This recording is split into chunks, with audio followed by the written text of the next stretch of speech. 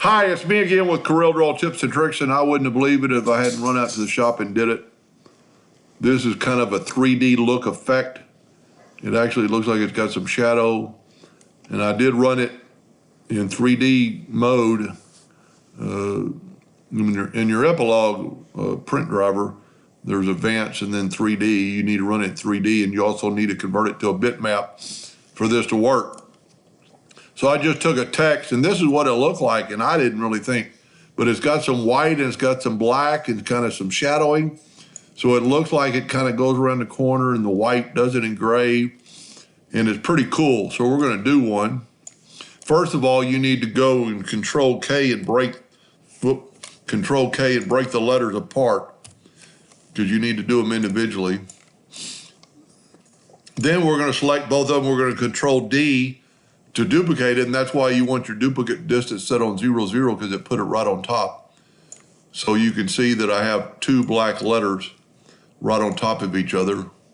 But I'm going to select that one. I'm going to make the other one a light gray, and I'm going to make the other one a light gray, so there's still a black underneath it.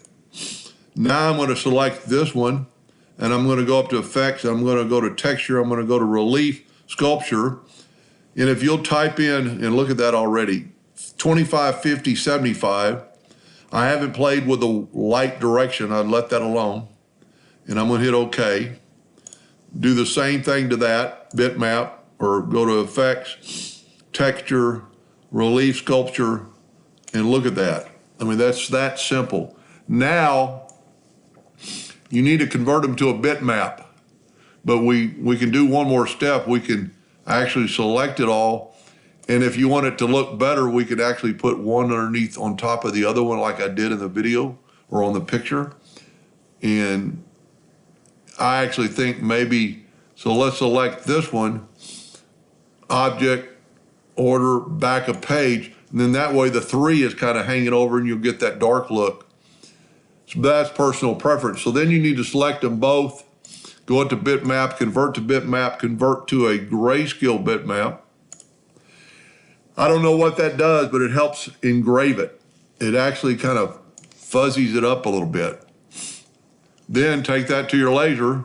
I don't have a laser hooked up to this laptop yet, never have. But under your print driver, there will be an area for advanced, and you hit 3D, and it will look like this. It doesn't get much easier than that, and that's a pretty cool effect. You don't have to put the letter together. They would still look really good without it. But just make sure you select everything. Well, I've already bitmapped it, so it's together. Anyway, so try that out. Hope that helped a little bit. Thank you.